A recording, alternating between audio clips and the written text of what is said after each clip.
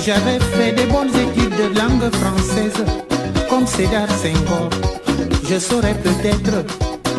Si je savais parler français comme Aimé Césaire, je saurais peut-être l'explication de... Il y a un peu plus d'un mois, le 8 avril, avait eu lieu à l'auditorium du Sénarest, d'ailleurs accueilli par le laboratoire que dirige le professeur Ludovic Emanobian. Donc la présentation de cet ouvrage, L'Afrique dans la chanson gabonaise, que j'ai coordonné et dans lequel j'ai commis un article sur le bonheur partagé, conversation triangulaire entre Hilarion Nguema, Aziz Inanga et Alexandre Samba.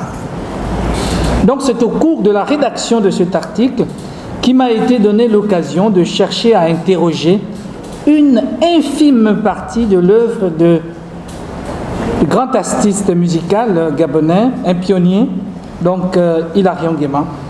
Et cet article, ou du moins cette chanson, c'est Bon Appétit Africa, qui n'est pas très connu, et qui est extraite de l'album Trop bon, trop con, hein, donc, que vous allez écouter aujourd'hui. Et permettez-moi de dire quelques mots rapidement au sujet donc, des circonstances dans lesquelles cette chanson a été rédigée. C'est pendant ce qu'on peut appeler les années parisiennes de sa longue carrière d'artiste musical. Par la même occasion, je dis un mot au sujet de notre invité. Entamé à l'indépendance du Gabon en 1960, avec notamment la création en 1962 de l'orchestre Afro-Succès, qu'Hilarion Nguema, né le 31 décembre 1942 à Coltan, 43, village situé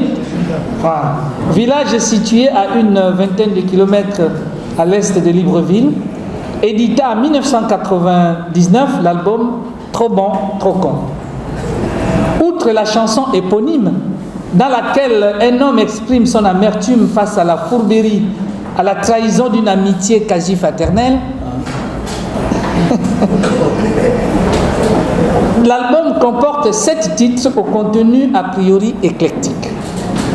Il y est notamment célébré les vertus de l'amour, hein, l'amour, l'amitié, la paix, c'est le meilleur moment de ma vie. Ouais. Il y est notamment célébré les vertus de l'amour, l'amitié, la paix, considérés comme les meilleurs moments de la vie.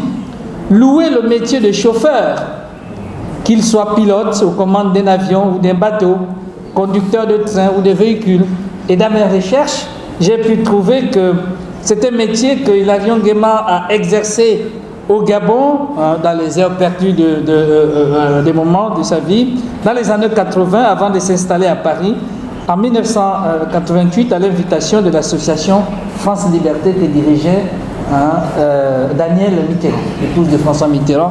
Alors donc, vecteur par excellence, donc le chauffeur des rencontres humaines, vecteur par excellence du lien social, dénoncer les vilainies de la calomnie entonnée sous le titre de Bon Appétit Africa, une véritable ode à la cuisine africaine. Pourquoi une telle ode? Je terminerai par là. Selon l'auteur, j'ai eu un entretien téléphonique avec lui un jour de septembre 2020.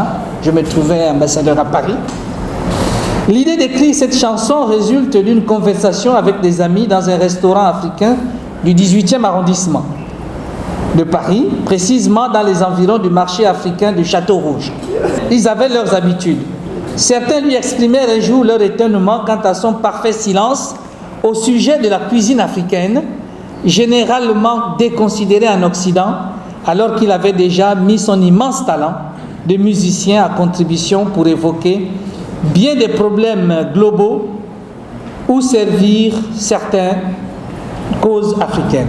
Le sida, on en parlera aujourd'hui, la conjoncture économique, la détente, la dévaluation, etc. Quelques jours suffiront pour donner suite à cette requête amicale et Bon Appétit Africa trouvera aussitôt place dans l'album Trop bon, trop con, en cours de finalisation. Donc voilà comment il m'est arrivé d'entrer en contact avec Hilarion Nguema. Il y a, n'est-ce pas, ce qu'on appelle, il y a une superposition de plans qui sont interchangeables. Notre musique notre langue, notre danse sont interchangeables.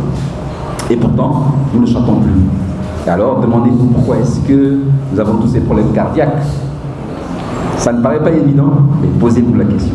Réapprenez à chanter. Et l'occasion vous est donnée aujourd'hui face à quelqu'un qui a consacré sa vie à la chanson. Et au Gabon, ce n'est pas quelque chose d'aussi évident que ça.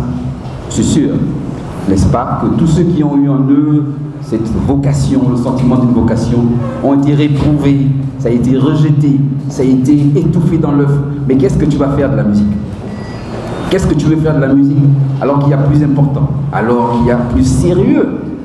Mais voici un homme qui a vécu, qui vit de la musique, et qui est même, et c'est ça qui est remarquable, qui va au-delà de la vie, puisqu'il est désormais immortel. Mais en parenthèse, professeur Raymond Mayer, Hilarion n'avait pas seulement besoin d'être attaché à la coupole des immortels français. Hilarion était un joueur de guitare, et la guitare chez les femmes s'appelle Mvet.